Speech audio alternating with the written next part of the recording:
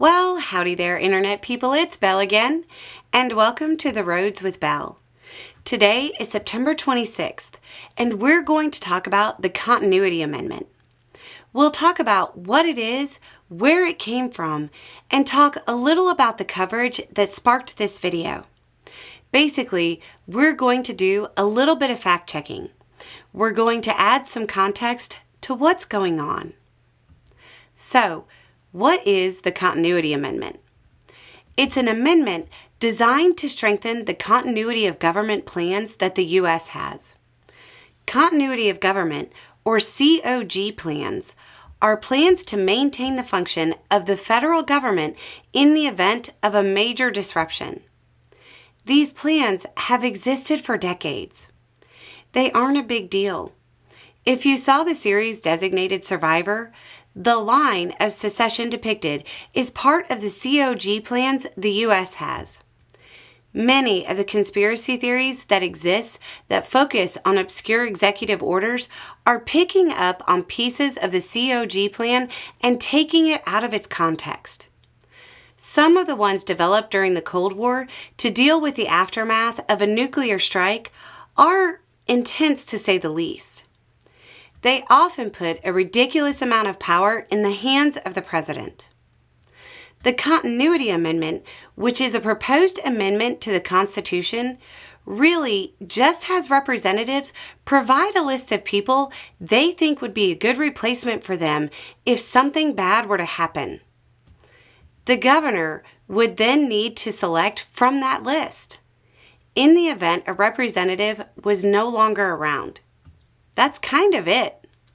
Representative Kilmer, one of the people behind that amendment, described it by saying, quote, "Our proposal solves two concerns. For one, it would ensure the continuity of the legislative branch during times of crisis. And second, because our proposal requires representatives to provide a list of designees who are qualified to serve in their place, almost assuredly from their own party, it would reduce the incentive for political violence."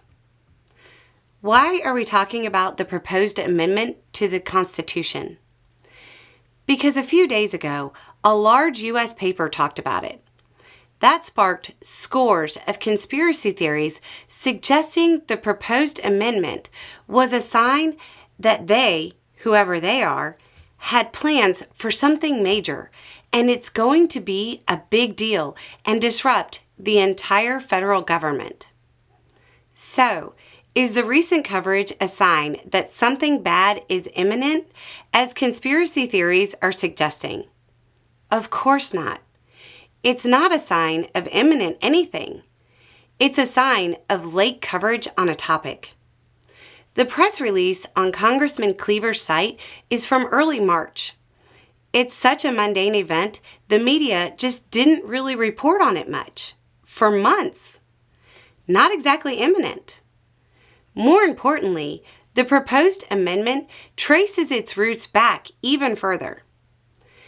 The Continuity of Government Commission has made recommendations about this for years. How many years? The earliest I could find was 2003, more than 20 years ago.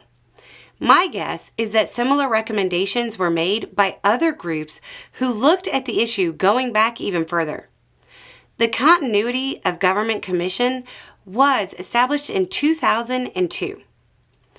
A senior policy analyst for structural democracy at the Bipartisan Policy Center has this to say, quote, "Congress has put its head in the sand for too long when it comes to continuity of government, which is critical to ensuring all Americans have representation in the policy-making process.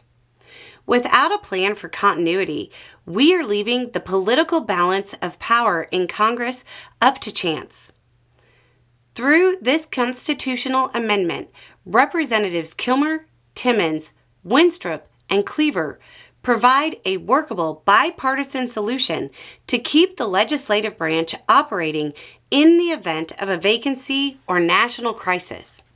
ensuring that no American is denied representation in the U.S. House of Representatives is imperative to preserving our democracy. So, what does it say? Here's the text.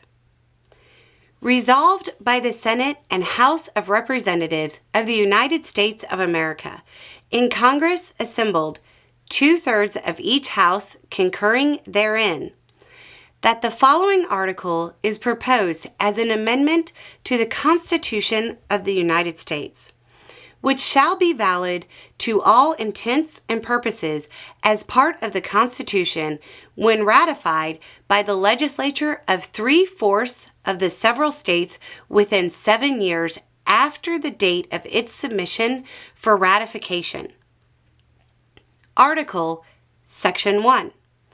Immediately after taking the oath of office, an individual who is elected to serve as a representative in the House of Representatives shall provide the House of Representatives with a list of at least 5 designees to take the individual's place in the event the individual dies prior to the expiration of the individual's term of office. The individual shall ensure that the list only contains the names of designees who meet the qualifications for service as a representative in the House of Representatives. Section 2. In the event of the death of a representative, the chief executive of the state involved shall, not later than 10 days after the date of the death of the representative, select an individual from the most recent list of designees provided by the representative whose seat is now vacant, as provided by Section 1, and the Speaker of the House shall immediately fill the vacancy with the individual selected. An individual designated to take the place of a representative shall serve until another member is elected to fill the vacancy, pursuant to a special election. Section 3.